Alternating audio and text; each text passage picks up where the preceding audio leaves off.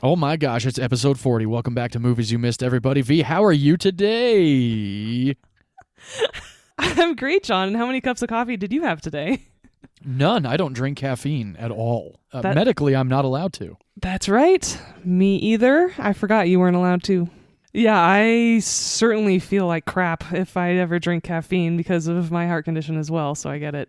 Likewise, I absent-mindedly had a double big gulp the other night after I went and saw Avatar 2, The Way of Water for the second time, if we were going to get into movies that we have watched other than the movies that we picked this week. And that's all I'm going to say because our 2022 roundup's coming up next week, and we will likely get into a little bit more in-depth conversation about Avatar Way of Water because Avatar Way of Water is nearing the $2 billion worldwide box office mark.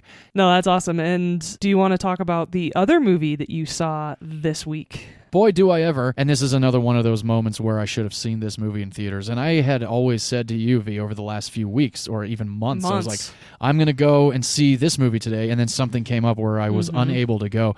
And that's fine. I was able to rent it on Redbox. And I'm talking about the killer flick, and no pun intended there, with Viola Davis and Lashana Lynch, The Woman King. Holy shit. What a fucking fantastic film that was. I've heard nothing but good things, and I absolutely loved the text you sent me when you said, I'm 10 minutes in, and if the movie ended right now, I'd still be happy. Oh, hell yeah. Oh, that movie, it's kind of like with Upgrade and Hardcore Henry. It was a sucker punch. It just did not let up. And it was a PG-13 rated movie, but it still had blood, and it still had really raw violence. It's a pretty violent movie. There's not a whole lot of gore, but there's definitely some bloody sequences, and I definitely wish it were an R-rated movie. However, I get it being PG-13 because it can reach a wider audience that way. So I definitely give a round of applause to everybody involved in The Woman King, and the fact that it was directed by a black woman named Gina Prince Bythewood. Awesome direction. Beautifully shot as well. Viola Davis was, as usual, fantastic.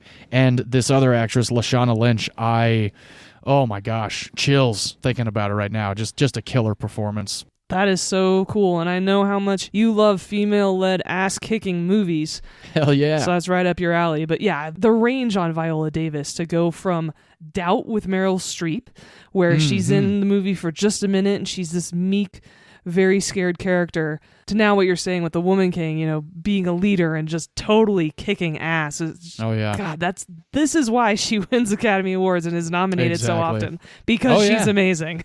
She is amazing. I definitely recommend everybody giving The Woman King a shot. It's about 2 hours and 15 minutes. It goes right, it flies right by. It's an intense flick. It moves right along. So yeah, V, those were have you seen anything new this week? I have. I sat down and watched The Banshees of Inisherin. Oh, sweet. Last weekend, because it is now streaming on HBO, actually. Mm-hmm. It is a complete opposite in every sense of the word from your movie. I can imagine. Oh, for sure. Starring two white men in an island off of Ireland in 1929. Oh, wow. And it was not violent at all. And it was a very interesting character study. I don't often gravitate towards these kinds of films. I don't often purposely sit down and watch people-driven or dialogue-driven drama, even though I do usually enjoy them. For anyone who's listened to our show before knows that I have enjoyed those types of movies. But yeah, it's not something I normally will sit down and put on purpose. So I did watch it because it's been nominated for several awards, and Colin Farrell just won for Best Actor at the Golden Globes last week. So I really wanted to give it a shot. He and Brendan Gleeson together are fantastic, like they have been in the past, if anybody's seen In Bruges. Yes. And it was a gorgeous film. Reminded me a little bit of Portrait of a Lady on Fire in terms of the setting and cinematography. There are these aerial shots of this island that are so gorgeous because it's in 1929. It's a very simple place, and they don't have electricity, and it's just completely gorgeous. I was so happy to just watch the countryside of this island, and then having this character study and is very interesting about two friends who have been lifelong friends have suddenly a falling out and what happens in terms of consequences of the ending of a friendship in a very small community. Mm-hmm. There are a couple of intense parts, but otherwise, this would be a movie that I would absolutely recommend to my mother who likes these kinds of movies, or my sister Amber who likes these kinds of character dramas and, dialogue-driven movies. Very, very interesting. I can see why it's gotten a lot of accolades. And so I don't think it would make my personal list of best movies of 2022, but I certainly would recommend it to people if they asked if they should watch it. All right. I will be watching it in the next couple of days.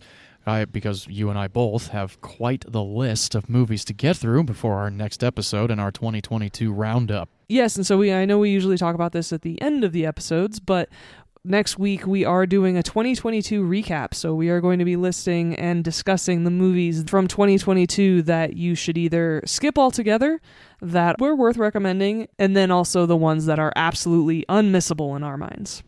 Indeed. I'm looking forward to it. Me too, especially because we haven't seen all of the same movies. Exactly. So there'll be more recommendations for both of us. Yeah. And that's what this podcast is all about. We are a recommendation podcast. We also really pride ourselves on not giving away any spoilers, where I think about a week or two, Vee dropped a spoiler. But that's okay. It happens. It wasn't intentional, but it did happen. Spoiler. It was a spoiler. It was a spoiler. Okay, so for our audience who didn't catch last week's episode yet, first of all, go listen to it because it turned out great. Yes. But second of all I said was that Paul Dano is the Riddler in the new Batman movie.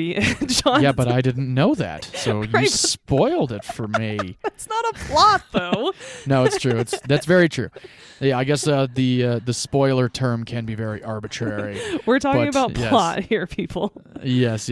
So yeah, we don't do spoilers here. We also like to touch on movies that you've missed or that we've missed, movies that we feel need to be revisited, movies that we feel have also fallen under the radar. So thank you for joining us. We also have been releasing some of our stats over 2022, and we found out that we are in 28 countries, which is fan-fucking-tastic. The highest downloads come from the US, Canada, Germany, and Finland, and the UK. So thank you very much for everybody that continues to download and continues to listen. Yes, absolutely. Thank you so much for everyone who has joined us since we premiered last May. We are so stoked to keep this podcast going and growing. And speaking of last week's episode, actually, I do want to apologize to our listeners, especially our early morning listeners, the ones who catch our episode as soon as it drops on Wednesday mornings. I want to apologize. We accidentally uploaded a rough cut of last week's episode initially.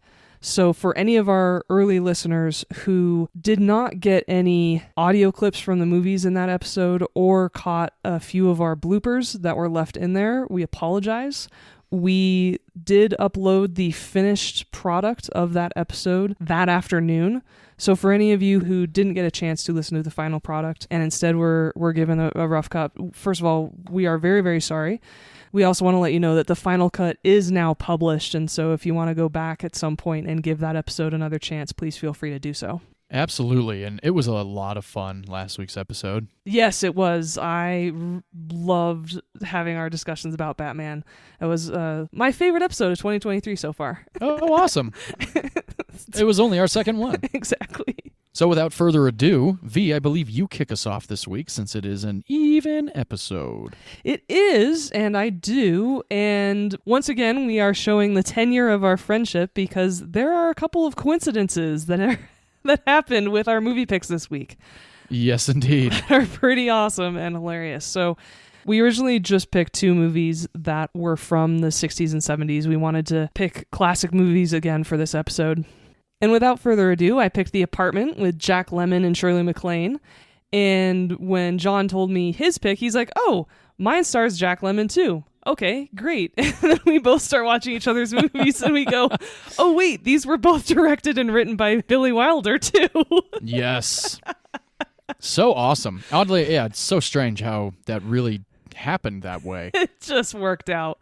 It really did. So, yes, this week my pick is the 1960 classic The Apartment, starring Jack Lemmon, Shirley MacLaine, Fred McMurray, Ray Walston, and written by I.A.L. Diamond and Billy Wilder. They are a writing team, which both of us will be getting into a little bit later. Yeah. And directed by Billy Wilder as well. I got to be honest. Right when you said the writer, I looked at my notes. I'm like, wait a minute. Nuh-uh. Yeah. Yep. Yep. It's so fucking funny. So perfect. And so my movie is about a man named C.C. Baxter, played by Jack Lemmon. It is 1959 in New York, and he has been working at what I view from a 21st century lens as just the most soul-crushing job I've ever seen portrayed. God, I know. Watching it, literally, this was the first time I saw The Apartment, and as he's explaining what he does, and that it literally looked like Wolf of Wall Street. You know? Eyes start glazing over, and you're just yeah, like, you're just oh like, my good God. Lord Almighty. And when he says his salary for the week, I'm just like, God Almighty. Yes. I look at Amy, I'm like, are you hearing this? She goes, uh-huh. She's playing her Switch next to me, but she's able to multitask and actually pay attention to a full movie while she plays her video game. So it's pretty nuts. I figured she would have liked this movie, did she? Amy enjoyed it. Yeah, Great. we both did. Great. Okay, so C.C. Baxter is a guy who works at an insurance company called Consolidated Life in New York. He works at a building with 32,000 employees. And he literally is a paper pusher. Yep, that's all he does. He is a bit of a go-getter, though, because he has an apartment that is a half a block away from Central Park. Mm-hmm. And did you catch what his rent was? Oh, most certainly. I have it written down in my notes, and that was another thing. I grabbed my wife's knee. I was like, God Almighty. $85 a month. Yeah, nuts. A month. Yes. And he was pulling in, what was he pulling in a week on salary? $94 a week. Good Lord. That's amazing. Yes. $94 a week. So you got a good amount of money left over. Yeah, because the biggest thing is that more than half his salary isn't going to rent like it does now. Exactly. Yeah. So anyway, this guy's doing fine. Absolutely. But like I said, he's a bit of a go-getter, and he's got this nice little apartment, and what he does is lend his apartment to the executives of that company for their trysts. Yes, indeed. And so now he has these directors and leaders at the company who are using his apartment, and now he's gotten in with them. And they start talking about a promotion and how much they like him. And I love this movie because it's such a, again, similar to Banshees that I just talked about, it's a great character study. Yeah, definitely. The things that men say and do behind closed doors and how cheating can happen and their viewpoints. It was so interesting how these men were portrayed and how C.C. Baxter was part of all that. And so he will work late on nights that his bosses want to use the apartment. And it's all going great. It's going really well for him, actually. Oh, yeah. And he starts to get promotions because, of course, they're cherry picking him. And I was like, I've seen this movie twice now. Once in my 20s because I was on a big kick of the American Film Institute's top 100 movies ever. And I've never gone through that list. Oh, it's a very fun list. I don't think ever in my life I've never looked at it. Highly recommend. The Apartment's always on it. And so when Netflix did DVDs in the mail, I got the Apartment. I watched it twice before returning it. Oh, so it was your third time? So actually, third time, yeah, because it was so good and I so enjoyed it. I was like, I need to watch this again before I send it back.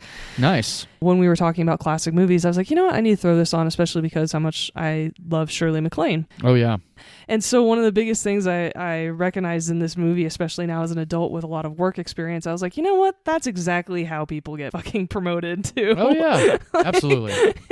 The guy next to him when he finally leaves that big room full of all those desks and all of those guys with their day jobs, the man next to him is like, what? You're getting promoted? But I have seniority. I've been here long enough. I'm such a high performer too. And he's like, oh man, sorry. And it's like, it's because he's hoping the bosses have affairs.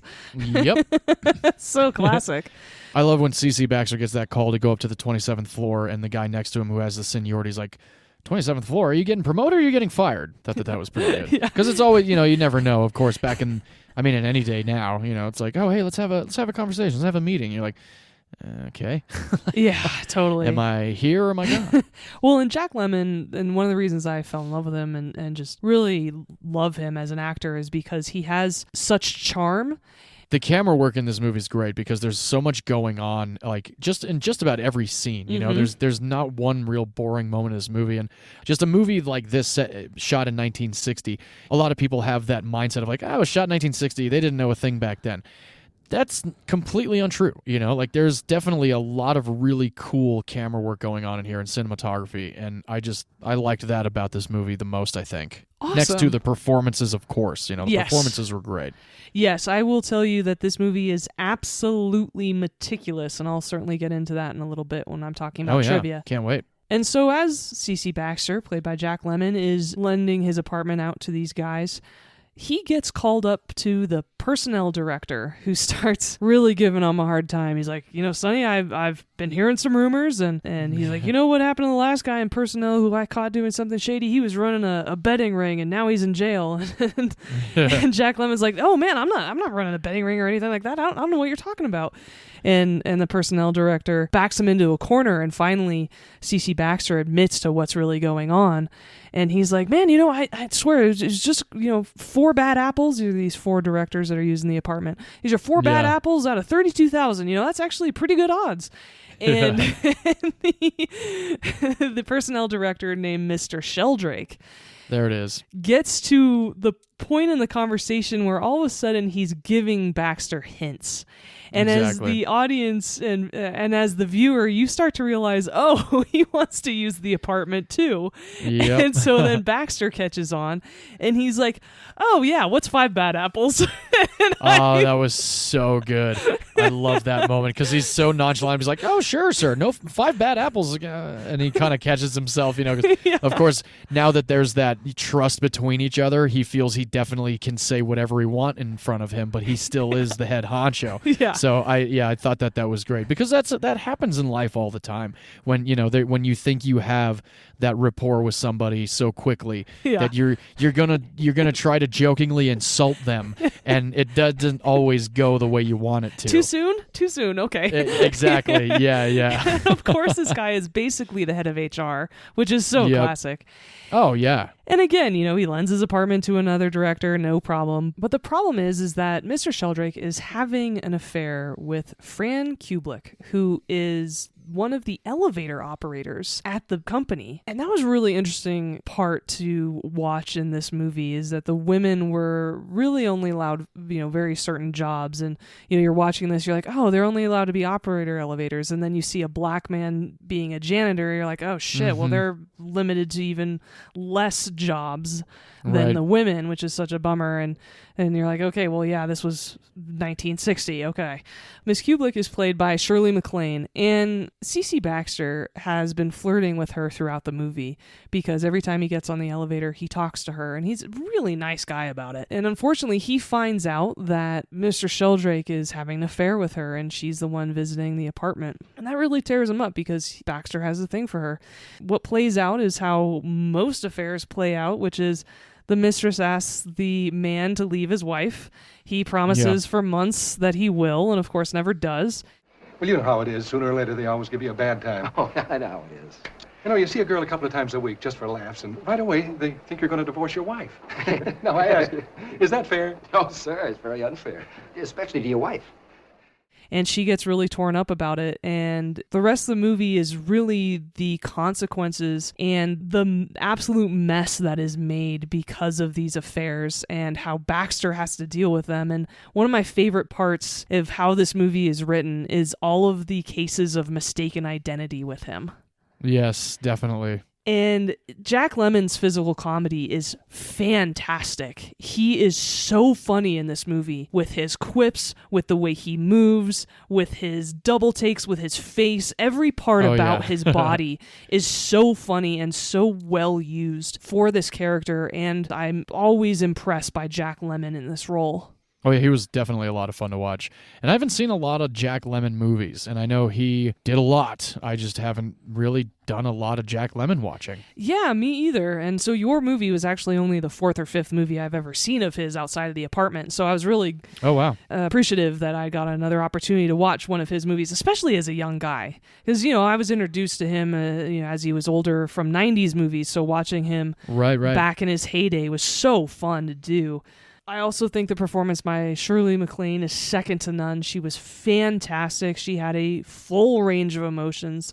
And I do want to give our audience a trigger warning. There are discussions of suicide and some portrayals of that. I definitely want to give our audience a trigger warning, though it is handled, I think, A, very well, but B, rather boldly for a movie from 1960. Definitely. I said that to my wife. I was like, my God, this is pretty fucking heavy. yeah, absolutely. And did not anticipate it going that direction. And like I said, very well acted. The script is fantastic. There are some great one-liners in the movie and also really impactful and powerful lines in the movie, including my favorite, when Jack Lemmon finds a small compact mirror and gives it back to its owner. He says, "The mirror, it's broken." What's the matter? The mirror, it's broken. Yes, I know. I like it that way. Makes me look the way I feel. Yeah, that was tough. So good. And even though this is many times listed as a rom-com, kind of funny that's a the stretch genre that this movie's been placed in. Yeah. There are funny parts of this movie, and there are romantic themes of this movie as well, but I certainly wouldn't list it as a rom-com. I wouldn't either. There are really serious themes with depth in this movie. This movie, and I think the reason why it's held up and the reason why people still talk about it is that it's not some shallow or one-dimensional rom-com. There is a lot of conversation and themes about the human condition and how people act and how people feel and treat each other and the consequences of everyone's actions. And I think it's so well done. And so there are some intense themes, and what I call it is a bittersweet classic. That's a good way to put it, yeah. I definitely, there's romantic comedy elements, no question. But yeah, overall, like you said, it's very much on the heavier dramatic side of things, and consequences most definitely. And that was one thing that was kind of an eye-opener for me, because I know in the past we've discussed classic comedies, and kind of like how we discussed in Arsenic and Old Lace, the comedy aspect, but that movie was a black comedy. But there's just themes that I would not have anticipated being in the apartment that I did not anticipate necessarily. And for the time, as coming out as a script, being like, wow, that was something that actually flew. Because exactly. of the proper, I was raised to be a gentleman, I was raised to be a lady. The proper, adjusting of the tie type of personality that a lot of the earlier years kind of like to thrust upon, like, oh, well, that's back in the olden days when we were much nicer. We never parked as kids. We never smoked. We never drank. Yeah. Nothing like that, So that's kind of what I liked about The Apartment, too, because for being a PG-rated film, it was very almost R-rated, Like, I feel like it was... risque, right? Yeah. Oh, risque. That's the word I was looking for. Thank you. Of course. And so, in this movie, you're like, whoa, this is a lot of premarital sex that's happening. And you're like, wait, this is actually kind of postmarital sex, too. That's very true. Yes, exactly. So, like I said, Jack Lemmon is the lead in this movie.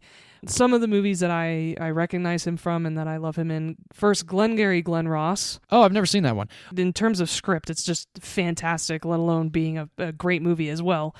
I've heard that about it. Yeah, and so then other favorites of mine from Jack Lemmon, Some Like It Hot, The China Syndrome, and he's also in JFK. Never seen JFK and never even heard of the China Syndrome. And so a lot of people our age know him from his partnership later in the 90s with Walter Matthau with the Grumpier Old Men movies, which we can talk about later. But I really like his earlier stuff, actually.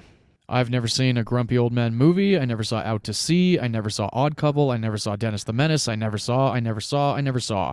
So I think I might have only seen these two with Jack Lemmon and Some Like It Hot. And Some Like It Hot, but so I've like only seen 3 Jack Lemmon performances in my life. I mean, if you're gonna see only 3, those are certainly the 3 that I would pick. They're all the best, I think, definitely. of his. So no worries there. And then Shirley MacLaine, I actually talked about her in our very first ever episode of our podcast. That's very true, yes. Because she plays Ben Stiller's mom in The Secret Life of Walter Mitty. Yes, indeed she does. And some other movies that she's in, Terms of Endearment, Steel Magnolias, the original Ocean's 11. Oh, wow. She's great in everything she does. I haven't seen any of those movies. Oh, okay. But she is in a later pick of mine with Jack Black and Matthew McConaughey, a movie called Bernie. So I look forward to when we can get into that one. I'm very excited to get into that one because I am a fan of hers, but have not seen that movie yet. I know. I can't wait to introduce you to it. And then Mr. Sheldrake is played by Fred McMurray. He is in Double Indemnity, which is another Billy Wilder film, The Caine Mutiny, and he was also a lead in the TV show My Three Sons, which is where he's most recognizable from. Oh. Classic TV show. I don't think I've seen any of those. Lastly, the person I want to talk about is Ray Walston. He's one of the executives who uses the apartment. And the reason why I wanted to call him out is because he was in some movies that I'm a big fan of. He was in The Sting, which is a fantastic classic. I haven't seen The Sting either. Oh, Robert Redford, Paul Newman, classic. Yeah. I have it on DVD. I just have never watched it. Give it a shot. It's a great movie. He's also I in should. Paint Your Wagon, classic Western, which is okay. I know you probably haven't seen that one. Never even heard of it. He was also in a TV show called Picket Fences in the 80s. Popular show at the time. And then lastly, he is Mr. Hand in Fast Times at Ridgemont High. He is one of was he Penn's, the teacher? Spicoli's teacher? Yeah. Exactly. That's funny. Yeah. You know, Fast Times at Ridgemont High might be one of the most overrated movies, in my opinion. I wholeheartedly agree. I fucking never thought that was a good movie. Just like American Pie. I was like, what the hell is this? I never understood the like for that movie at all. I think it's because it's a snapshot in time of pop culture at that time. I guess so that's true. unless you can completely relate to it, you're not going to take as much out of it as other people who are around the same age, who get all these references, who can completely relate to what's going on in the movie. That's a good point. I didn't think about it that way. That's just my theory, at least. That's a good theory. And as I mentioned, I.A.L. Diamond is a writer on this movie with Billy Wilder, and he wrote Some Like It Hot. He also wrote a screenplay called Cactus Flower, which is the screenplay adapted for Just Go With It with Jennifer Aniston and Adam Sandler. Oh, fascinating. Which is one of the only Adam Sandler movies I actually like. Oh, really? I turned that one off. I didn't like it. I couldn't do it. I don't know. There was something about it. There was something you know, it's weird. I used to really like Jennifer Aniston. Yeah. And I don't know what it is, but lately, and I don't mean lately like yesterday. I mean over the last several years, I've just been like, I don't even really know what's going on there. That's fair. And as I mentioned, Billy Wilder is the writer-director of this movie, and I'm only going to cover the directorial pieces because I know he was a director for your movie as well, so I'm not going to steal all the Billy Wilder thunder here. Okay. He directed Double Indemnity, Sunset Boulevard, the original Sabrina, yes, The 7-Year Itch, The Spirit of St. Louis, Some Like It Hot, as we talked about, and your movie, which I won't spoil the name of it because we're going to talk about it in a minute. Well, you listed all the movies that I was going to list as well, so I guess it's all good. No problem. You can talk about the movies he wrote instead. How about that? It's the weird thing about the fact that that we figured this out when I started watching my movie. I was like, oh, interesting. So I wonder how similar the trivia is going to be. That's a good point, although I am not sad about introducing our audience to Billy Wilder movies because he's kind of the man in earliest 20th century. Oh, for sure. No, definitely. This is a great episode already. For The Apartment, it was hugely popular when it came out. It had a budget of $3 million. Hey. And the total gross, which was only a release in the US and Canada, was $18.8 million. Wow, that's pretty good. That was very good. So not only is it considered a classic now, it was also popular when it came out. It was nominated and won multiple Academy Awards. At the 1961 Academy Awards, because this came out summer of 1960, it won Best Picture. Oh, shit. Best Director. Nice. Best Screenplay. Damn. Best Art Direction and Set. Oh, wow. And Best Film Editing. Damn. It was, look at that, 5 Oscars. Yeah. And then it was nominated for Best Actor, Jack Lemmon. Best Actress, Shirley MacLaine. Best Supporting Actor, Jack Crucian, who played Dr. Dreyfus, the neighbor. Oh, that's awesome. No way. which is so well deserved because he That was is awesome. great as a supporting actor in this movie. Yeah, he was. I liked him a lot. I loved his character and his wife. I'm not too. helping you as a doctor. I'm helping you as a neighbor. I love that. Should I come as a doctor? Well, you can come as my neighbor. I like that whole thing. And it was also nominated for cinematography and best sound. Damn, holy shit. And it didn't stop there because at BAFTA, which is the UK version of the Oscars, it won Best Film, Best Foreign Actor with Jack Lemmon, and Best Foreign Actress with Shirley MacLaine. Wow. It won those awards at the Golden Globes that year, too. Oh, no shit. Yeah, so Damn. it was cleaning up. Like I said, it was very popular when it came out, and rightly so. Yeah. Very well written, great direction. And for The Apartment, Billy Wilder became the first person to win the Academy Award for Best Picture, Director, and Best Screenplay. No shit. Yeah, so he took home 3 of the 5 Oscars that night just himself because he Wow. had his hands so on this movie. Damn, that is fucking cool. Yeah, and so some of the trivia for this movie, and I love trivia from classic movies because obviously they didn't have the help of technology and computer-driven effects, and so I love learning about what they had to do to make things work for their movie. Oh, yeah. And so the first one I'll share is to create the effect of that vast sea of workers in that large office space, and they're all at their desks at that huge insurance company. What they devised is full-sized actors at the desk in the front. And children dressed in suits were used at tiny desks towards the rear of the shot. Oh, my God. Followed by even smaller desks with cutouts figures operated by wires. No way. And so because of that forced perspective, it gave the effect of a much larger space. Good God almighty, that's fucking brilliant. So cool. So that is cool. so badass to hear. Because I literally looked at Amy, I'm like, how the hell? And even Amy was like, that's a lot of background. I'm like, I know. It's a shitload. Yes. Holy shit. Wow. Very that's like clever Orson shot. Welles shit right there. Yeah, or like That's- Buster Keaton, or Yeah. it's so oh my good. God. So good. And That's mind-boggling. yeah, and I don't know if you noticed, but CeCe Baxter, he's just this poor accountant at this insurance company to start, and he goes inside his apartment. When he walks in, I don't know if you noticed, but there are 2 authentic Tiffany lamps in there. Oh, that was the first thing I noticed. Right? Okay, thank you. No, I'm kidding. I have no idea what the fuck a Tiffany lamp is. How am I? Oh, look at that Tiffany lamp. Okay. For sure. So my I dad have no idea what that is. an electrician and is also really okay. into that style of I think it's called Art Deco, but Yes. they are lamps, and the lampshades kind of look like stained glass. And so they're little pieces of glass cut through with the webbing of metal and stuff. Yeah. And back then, they were hardly worth anything. They were kind of a dime a dozen. But because they're kind of this stained glass build, they didn't survive decades, right? And so now those lamps are worth like $40,000.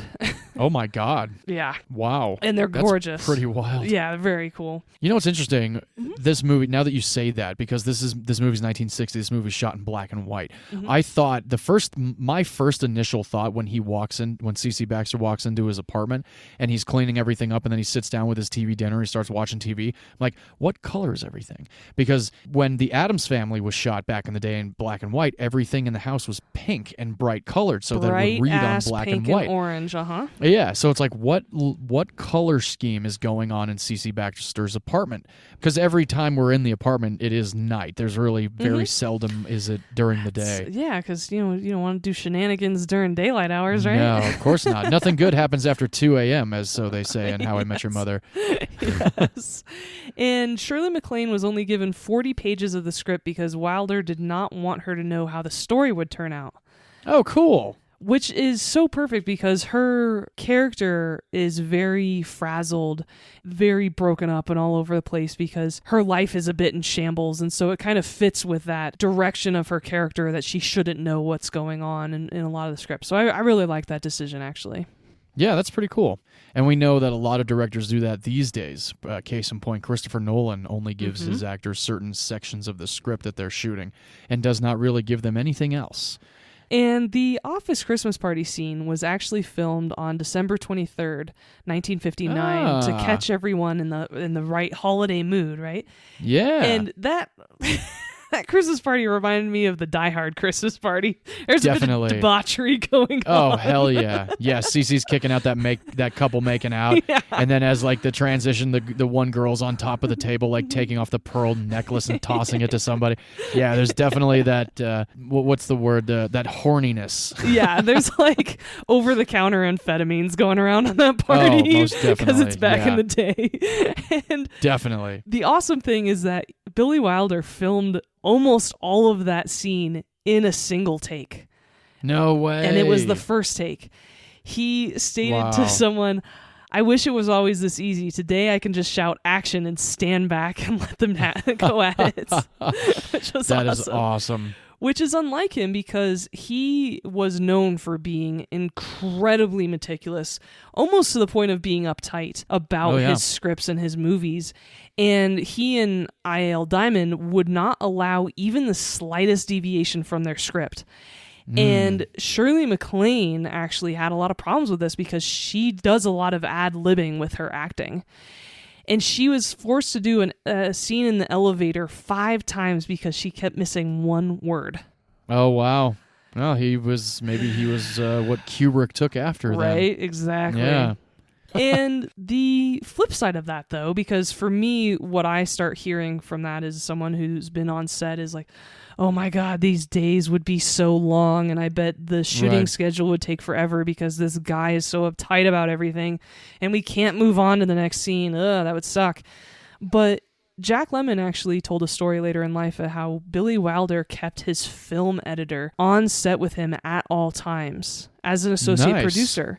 They never made a shot until they both discussed it, he and the editor. Wow. And so that's cool. Yeah, and so as a result, he was able to only shoot sparingly and cut the film in the camera, basically, because he eliminated all these setups that might never even be used. Right. So that was a way, on the flip side, where he could be meticulous but also not drag the shoot on forever. Yeah. And I thought that was a great Sure. trade-off. Yeah, great trade-off. Hell yeah. In the scene where Carl punches Jack Lemmon's character, Cece Baxter. Yes. Well, Jack was supposed to mime being punched, as anyone knows. You fake punch in the movies, and as a former stunt person, it's all about angles and timing and spacing. Yes. Unfortunately, Jack Lemmon failed to move correctly and was accidentally punched in the face and knocked down. Oh, wow. It looked like a pretty real punch. Because it was. And so not only did that genuinely startle Shirley MacLaine, but the other thing that happened was Billy Wilder smacked together 2 pieces of 2x4s whenever he was getting punched in order to really startle everyone on set. And as someone who grew up in construction, I can tell you pieces of 2x4 slapping together is very loud, so that would work perfectly. Yeah, there were several times on NCIS LA where I was given 2 pieces of 2x4 to simulate the guns going off so that the actors could react off. I was doing it off camera so the actors could react on camera. So it's definitely jarring. They do clap together very loud. Nice. And that is actually also a reference for our listeners that John has a lot of experience working with Chris O'Donnell. For anyone who listened to last week's episode, his movie starred Chris O'Donnell with Batman Forever. Indeed, Batman Forever. Lastly, what I want to share is for years and years, people would come up to Jack Lemmon and say, "Hey, Jack, can I have the key?" That's awesome. I wonder if he went along with it and just reached in his pocket. Yeah, he said he was very proud of his work on The Apartment and loved that people were still referencing that movie years or even decades later. That's awesome. Yeah. That's great. Definitely worthy of being referenced. Absolutely. So that's The Apartment. I'm very happy that you enjoyed it, but would love to hear any other thoughts that you have about it. Oh, sure. Overall, like I said earlier, I really like the way that it was shot. Hearing the way that he created the hustle and bustling office is still boggling my mind. I mean, that really is impressive. I really liked the use of the comedy, but I also really liked the use of drama. The movie as a whole is great. I really like that C.C. Baxter has a nickname from every executive. Like one of them calls him Buddy Boy, and one of them calls him Young Boy, young guy, and stuff like that. Thought that was pretty good. The fact that he every now and then, kind of gets the short end of the stick because he does have this apartment that these guys want to use, and he gets a call one night very late, and it's already like after midnight, I think, and the guy's like, I've got a girl that looks like Marilyn Monroe. I need to come over right now. And so of course he lets him come over. He like gets out of bed and he's like, oh fine, and he goes stands outside, and then he gets the wrong key and he can't get into his apartment until the next day. So I thought that was kind of funny too. I really liked the scene when he's eating his dinner by himself and he's flipping through the channels of the TV. I have never seen flipping through the channels done that way in my entire life. And I said to my wife, I was like, could you imagine just reaching over and turning something, and that's how you turn the channel instead of a remote? Like, that's crazy. But I do remember having a little dial on one of my old TVs and going from channel 2 to 13. So it was it was definitely one of those reminiscent moments. Granted, I was born in 1985 and not even remotely near 1960. Yeah, I can tell you that old school TVs had cords coming from them. If you were very special and spent a lot of money, you could have a cord coming from the TV to a mounted little box next to your couch, and that actually changed the channels on the TV for you or turned the TV off and on. And that was very fancy technology at the time when they had those corded remotes. And then, of course, in the 70s and 80s, people had kids, and those were their remotes. Exactly, yeah. Go change the channel. Yep. And then you fight with your sibling. You're closer. You get up. Exactly, yep. There's definitely a lot to like, and I mentioned it before. I like the camera work. I like the music. I thought the soundtrack was really good. Mm-hmm. And the supporting cast definitely helped move this movie along. And yes. I'm really glad that I got to finally see it, because it's been on my to-watch list for a while. And a lot of times my wife and I will be looking for an old movie to watch, and this has been one that flashes up, and we're like, The Apartment, we read what it's about, we're like, well, we'll put it on the watch list, but it doesn't sound like something we want to watch right now. Mm-hmm. And now I had to watch it, so it kind of worked out. Perfect. I'm so glad to hear that. Yeah. So that's The Apartment. And again, I'm so glad to hear you enjoyed it as well. And for anyone who wants to give it a shot, it is actually for free on Tubi right now. And the commercials weren't that big of a deal for this movie. I only got one commercial break. What the hell? I don't know. I got one commercial break like an hour and 30 minutes into the movie. And then I didn't have any after that. Must have some fancy dancy setting, because I had 4. Not the end of the Oh, world.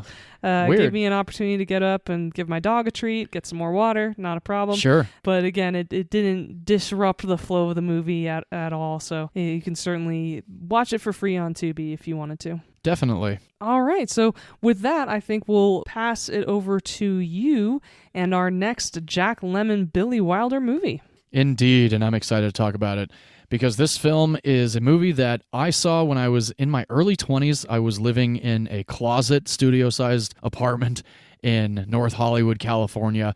I had, I think it was a 3-month Stars package or something like that. I had the movie channels package for like 3 months for free. But one afternoon, I was scrolling through all the movie channels to see what was on there, and I saw this was playing. It had already been on for about 20 minutes, but it said Jack Lemmon and Walter Matthau, and I was like, I've never seen a movie with these two. Mm-hmm. I'm going to give this movie a shot. I know it's 20 minutes in, but I'm going to give it a shot anyway. And it turned into one of my favorite movies, having missed the first 20 minutes. So I've seen this movie several times. My grandmother bought me the DVD for Christmas maybe 4 years ago, so I have the DVD copy of it, and I am talking about the Billy Wilder directed, written by Billy Wilder and I.A.L. Diamond as well. This is adapted from a play from the early 1920s, written by Ben Hetch and Charles MacArthur. There's also an original film version from 1931, directed by Louis Milestone, who we'll get into in a little bit. This movie is called The Front Page. I love this fucking movie. So good. I'm glad you enjoyed it too. And, I know a long time ago I said to you, V, don't text me what you think of the movies that I choose because I want to hear it when we start rolling. But a lot of times now I'm just getting nervous that you're not liking these movies. So when we were texting last night doing about what it, you asked. I know you are, I know. But then I sit there kind of self-conscious like, oh shit. Because I even texted you, I said, God damn, this movie makes me laugh so hard. And I never heard anything back from you. So I was like, okay, well, I guess it makes me laugh hard. No, it made me laugh very hard as well. And I good, even I'm glad. enjoyed the 1931 version that I started watching on accident instead. And got Indeed. about 15 minutes into it where I was like, I swear this Where's isn't Jack from Lemmon? 1974. No, it is I not. was like, Walter Matthau's in this movie. What's happening? And I Yeah, backed out of it, exactly. and I was like, oh, wrong version. Got it. Wrong version. And I did not know about the 1931 version until a few years after having seen it for the first time. And I didn't do a whole lot of research on it, suffice to say. I wanted to own it, and I'm very glad that I do because it's a great movie.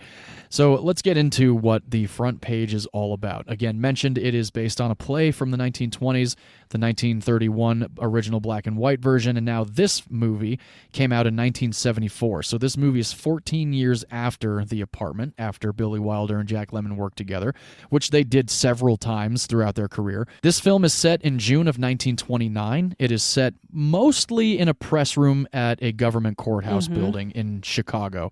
And this main story is there is a hanging that's about to go down. And hangings are executions, as we all know. The death penalty is still alive and well. So this film is about a group of reporters. We meet all these guys right away after the opening credits. So this group of newspapermen, they're all sitting in the press room. They're discussing, how this hanging's going to go down and who's going to get the most information and how their newspaper is going to get the best story, this, that, and the other. They all have a direct line to their newspaper, and one phone just keeps ringing and keeps ringing and keeps ringing. The person that's supposed to be answering this phone is Jack Lemmon's character, Hildebrand Johnson. He's not there. Nobody really knows why. But his boss continually is calling to figure out why Hildy's not answering the phone. We then meet the boss man of the Chicago Examiner, played just fantastically by Walter Matthau. He plays a gentleman named Walter Burns. He is the editor of the Chicago Examiner. He wants the scoop. He wants the next big story, which is this hanging. He wants to be the first newspaper to get the story out on the streets of Chicago. Now, we all know the extra, read all about it. We know all of that. And there's a sequence in this movie that is one of my most favorites. It's when Hildy finally gets in there to tell Walter Burns that he's getting married. He's quitting the Chicago Examiner. He's leaving this life. It's not for him anymore. He's going to go straight. He's going to work at her uncle's company and be, involved in that company in Philadelphia. He's got the midnight train tickets. He and his fiancée are out of town.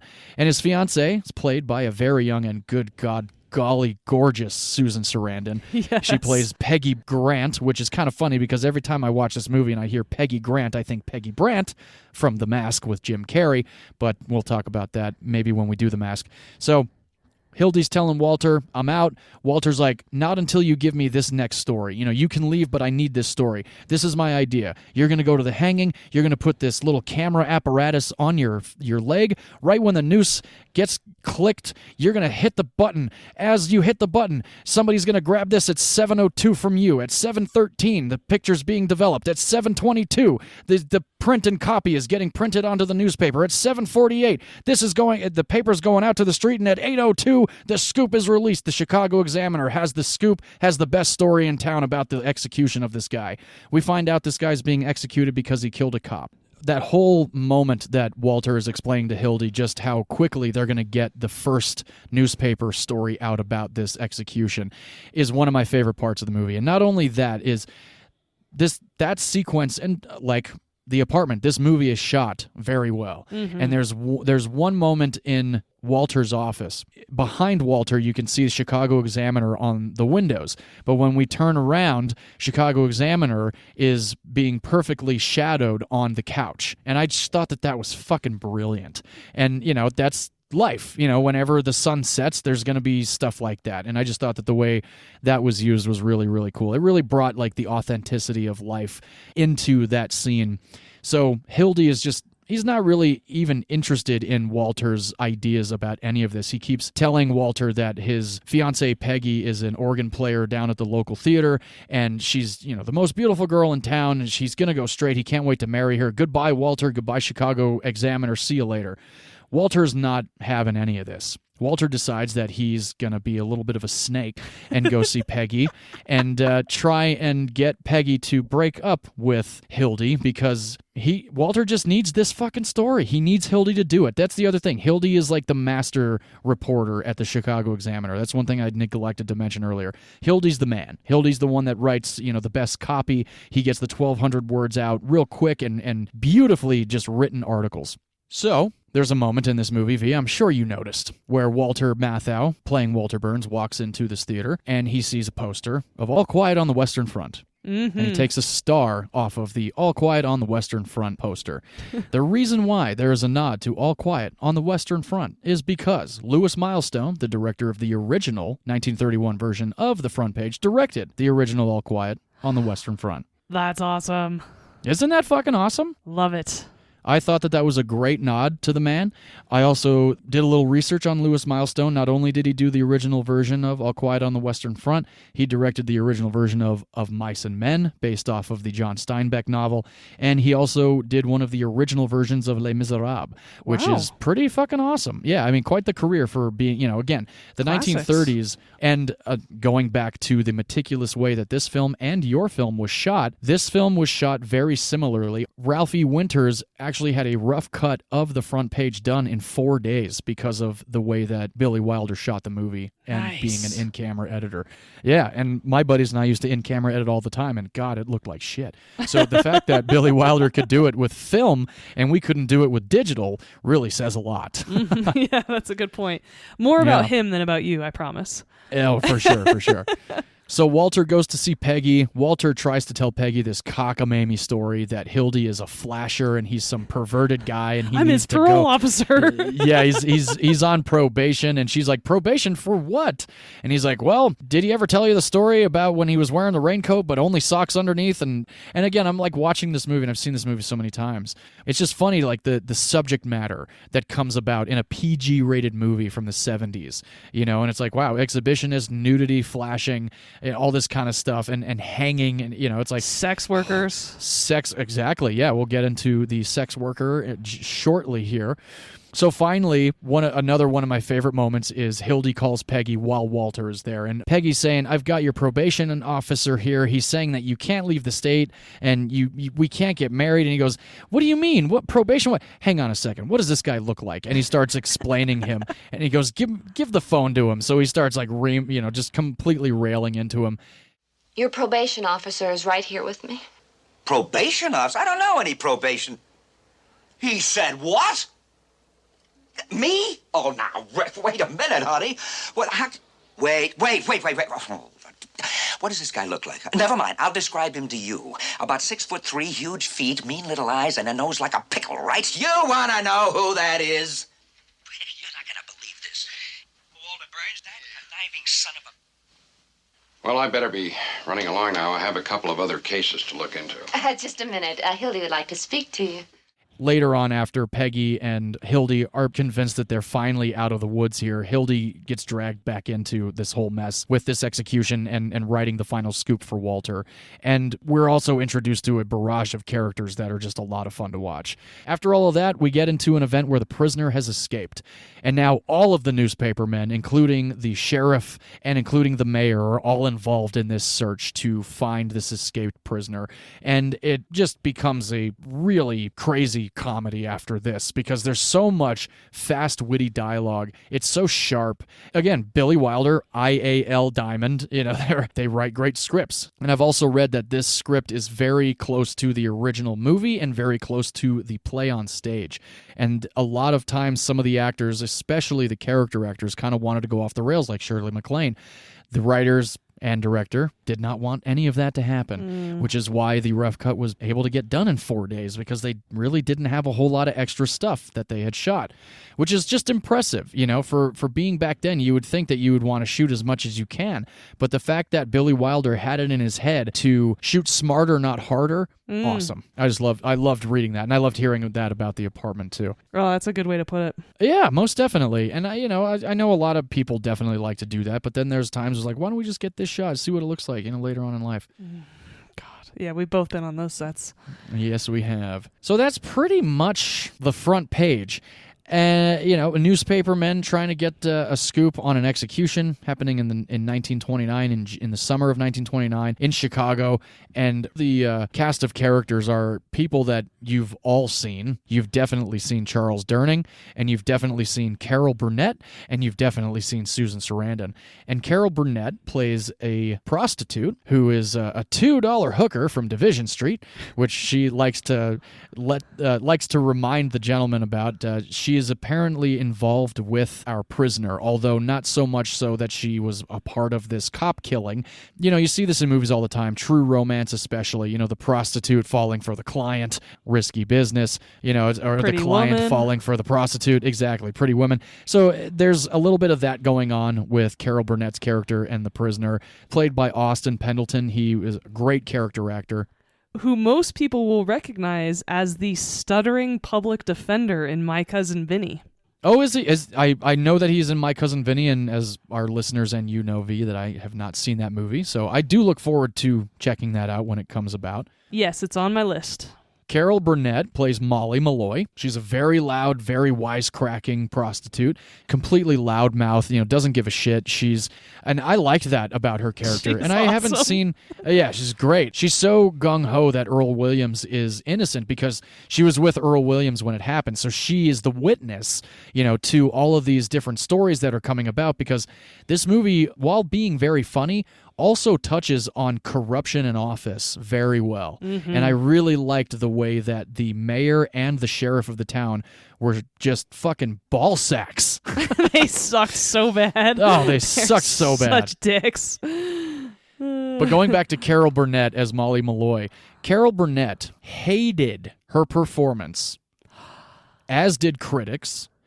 Carol Burnett was on a flight where this movie was the in-flight movie. When the movie ended, she stood up in front of the entire plane and apologized for her performance. And I don't know why she did that, because I thought she was great. Oh, absolutely. I have seen so many worse performances than that. Absolutely. She yeah. was exactly what that character called for. I think she was very memorable.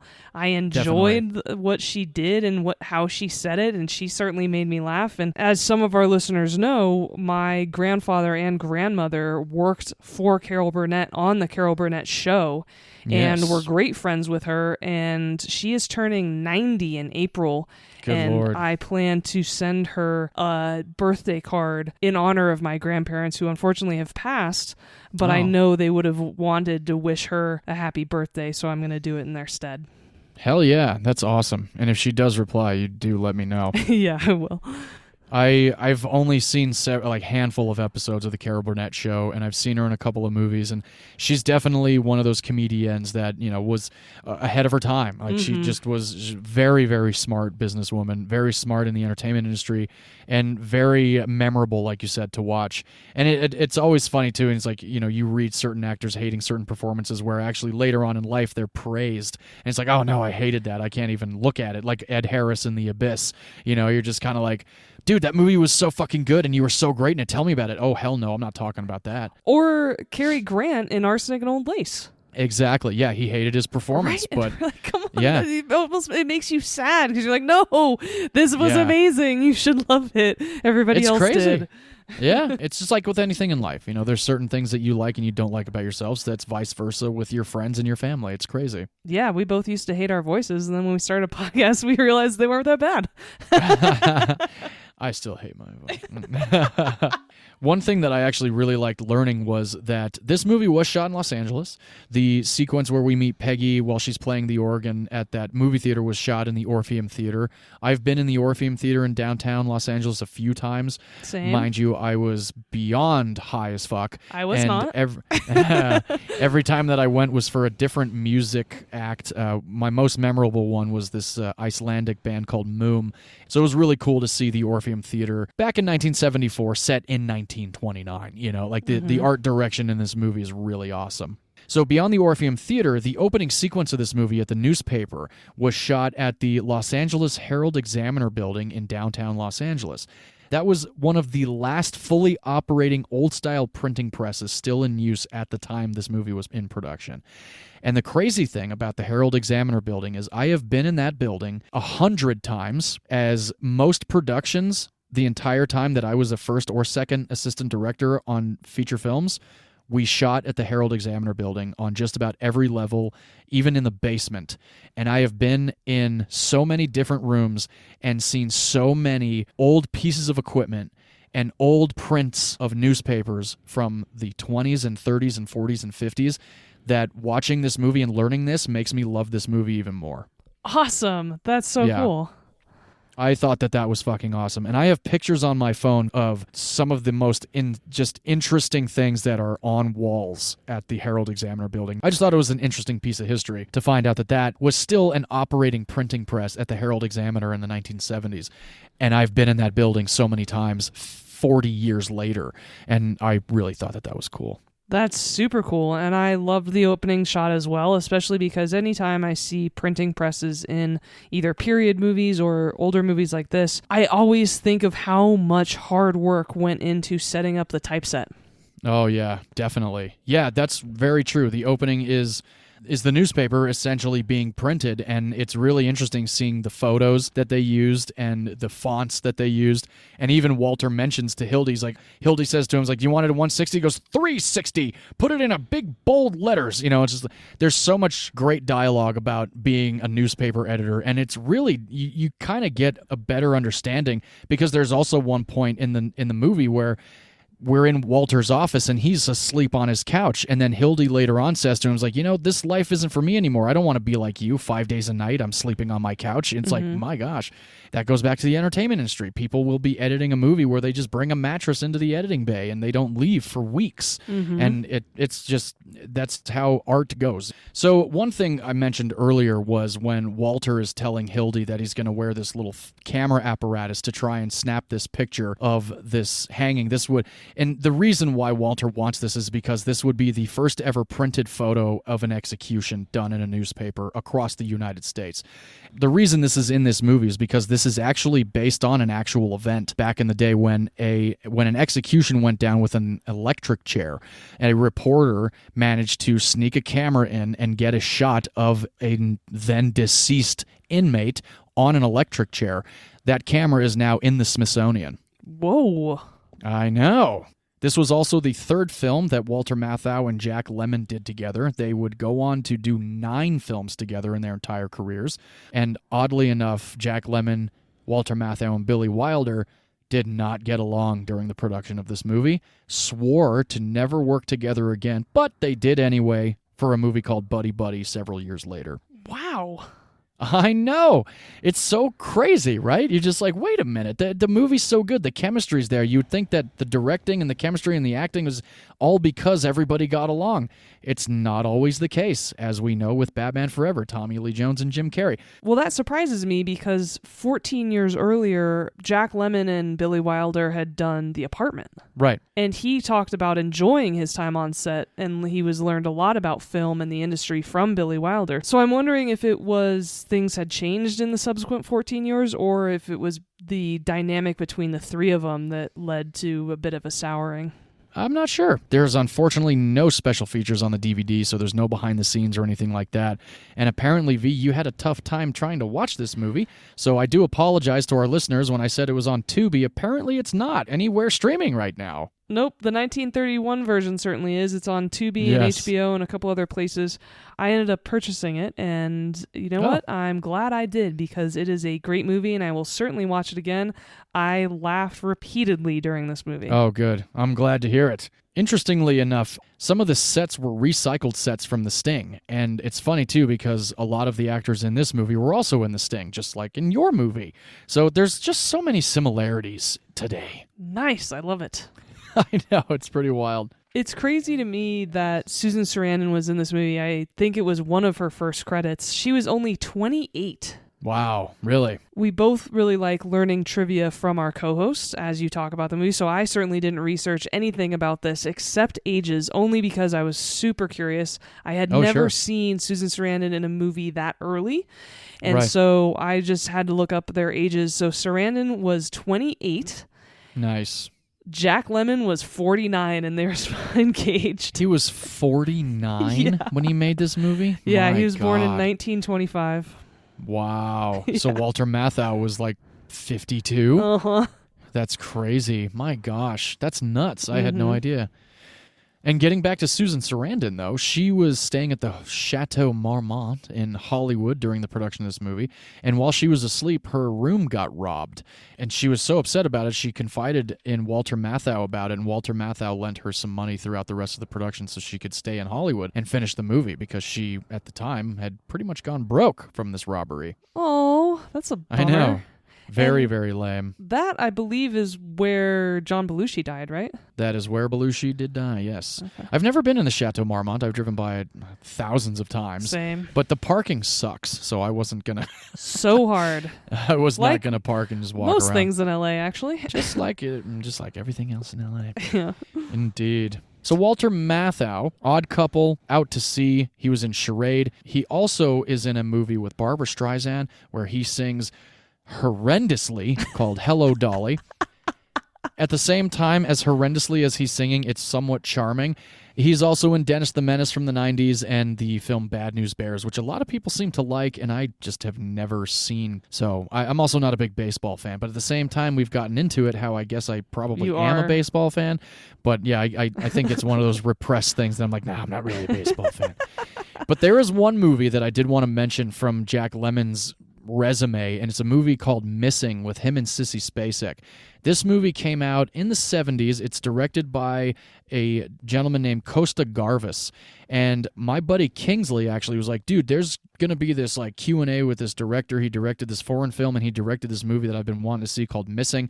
So we went to the Egyptian Theater in Hollywood and there was a huge Q&A with him. It was a double feature movie. So Missing is based on a true story about an American writer that disappears during the Chilean coup d'etat in September of 1973. Missing was a great movie and Sissy Spacek and Jack Lemmon did a great job. A couple other actors that have been around for decades before and decades after in this movie. Vincent Gardenia, he plays the sheriff.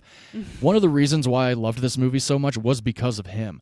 As much as Jack Lemmon is great and Walter Matthau is great and Carol Burnett is great and so-and-so is great and so-and-so is great, Vincent Gardenia as the stressed-out, anxiety-ridden sheriff is fucking fantastic. And his eyebrows are insane. They are. His eyebrows were just nuts. And he was a character actor for a very long time. He was in one of my wife's favorite movies, Moonstruck, with Cher and Nicolas Cage.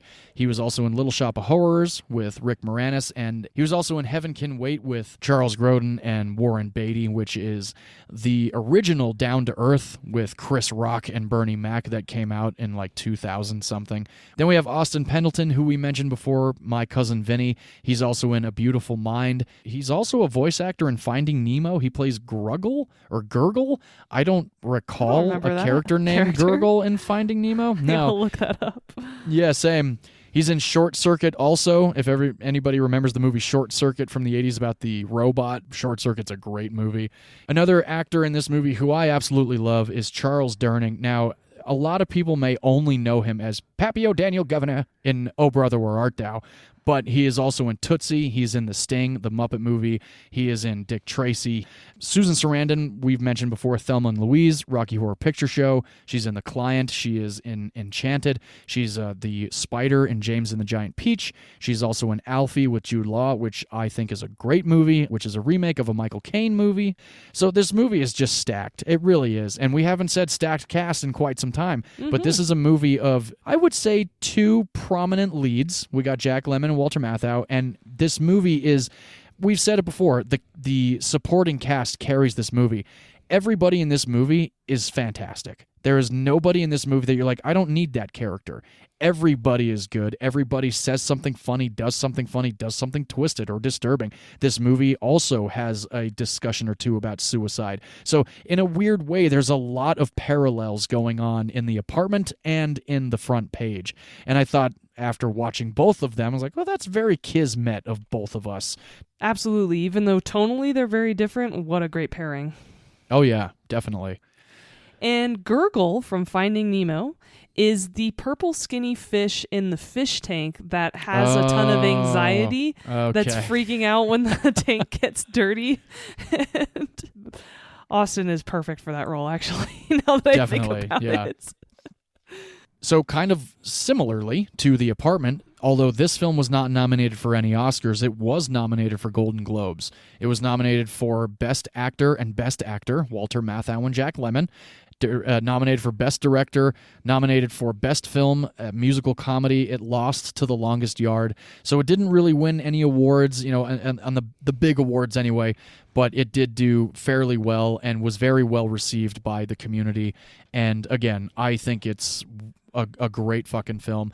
And one thing I actually wanted to get into before we get into the highest grossing films of the year, because V, you didn't mention it since we both have the same writers of these movies, IAL Diamond. IAL stands for Interscholastic Algebra League, because IAL Diamond was a tri-state winner in high school. What? So that's not his actual name? That is not his actual name, and I gotta tell you, I was disappointed. Who the fuck cares about your high school bullshit when you're in your 20s and 30s Only and 40s? people who peak in high school, which he certainly didn't. He definitely did not. What the hell? Yeah, maybe he was going back to his reunions like, I'm IAL Diamond, I wrote this. And they're like, well, isn't that intergalactic, Glenn. interscholastic? Right? Yeah, exactly. He's got some old school name. Oh, most definitely. He has to. This film came out on December 17th of 1974, had a $4 million budget, and it racked in $15 million. Very similar budget and box office as well for our movies. Indeed, indeed. And now, our favorite game, V, since we have not done the year of 1974 yet, I'm wondering if you can figure out the highest grossing film of 1974. It's one of your favorite movies. You just watched it recently because you needed a good laugh and a good pick-me-up. There's Cowboys. Blazing Saddles. There's Blazing Saddles. Highest grossing film of 1974, bringing in $119.5 million. Fantastic. Fucking awesome. Yeah. That's a lot for 1974. Hell yeah, it is. And I actually found a website that gives me the box office intake and how many tickets were sold. But 1974 was quite a fucking year for movies also. We seem to be getting on some good years of movies. So beyond Blazing Saddles being number one, number two was Towering Inferno. I've never seen it. I hear it's great. It's one on the watch list as well. Number four, I wonder if you can guess, is a favorite of mine. You haven't seen it. You were going to pick it, but then I said I worked with an actress on it, and she signed my DVD copy of it, so how dare you take it away from me? Directed by the same director of Blazing Saddles. Young Frankenstein? Young Frankenstein. Coming in at number 4 with $86.3 million. So congratulations to Mel Brooks for having, in the top 5, the two highest grossing films of 1974. Absolutely. Yes. After that, we have Earthquake, Godfather Part 2, The Longest Yard, the original, not the Adam Sandler version, although the Adam Sandler version's great. I have not seen the Burt Reynolds version. I hear it's also great. Number 15 was the Texas Chainsaw Massacre. Number 25 was Gone with the Wind. And number 26, scratching the top 30 of 1974, The Front Page, with $15 million in the box office, selling 8 million tickets. Wow, 8 million tickets. Yeah, Nice. 8 million tickets. How exactly is Gone with the Wind in the top box office for 1974? It was very likely a re-release of Gone with the Wind. Yeah, because that came out in the 30s. It's basically Avatar last year or Titanic this year. Basically, indeed, yeah. Yes. It managed to, again, scratch the top 30 of the highest grossing films of 1974. And I still have only seen Gone with the Wind one time. So that is 1974, and that is The Front Page with Walter Matthau, Jack Lemmon, Susan Sarandon, Carol Burnett, Charles Durning, Austin Pendleton. Give it a shot. Apparently you have to buy it to watch it. Sorry about that, but it is worth it. It's a great film. It moves right along. It's about an hour and a half.